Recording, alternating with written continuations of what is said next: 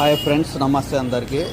మనకి బైకులు బోరుకు వచ్చినప్పుడు, ఇంజన్కి వచ్చినప్పుడు మనం తొందరగా రిపేర్ చేయకపోవడం వల్ల ఇంజన్ ఆయిల్ అనేది సైలెన్సర్లో స్టోరేజ్ అయ్యి మనకి బయటికి అనేది వస్తుంది వైట్ స్మోక్ ద్వారా.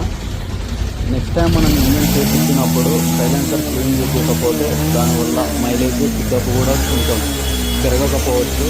కాబట్టి మనం ఎప్పుడైతే ఇంజన్ చేపిస్తామో తర్వాత మనం సైలెన్సర్ కూడా నీట్గా ఈ విధంగా క్లీన్ చేయించుకొని సర్వీస్ అనేది చేయించుకోవడం వల్ల దాంట్లో ఉండే కార్బన్ అనేది మొత్తం నీట్గా క్లీన్ అవుతుంది. అప్పుడు మనకు పర్ఫార్మెన్స్ అనేది బైక్ యొక్క మైలేజ్ అనేది బాగా ఉంటుంది. మనం చేసిన తర్వాత చేయకముందు ఈ వీడియోలో సైలెన్సర్లో వచ్చే ఎయిర్ ఏ విధంగా వస్తుందో గమనిద్దాం ఫ్రెండ్స్.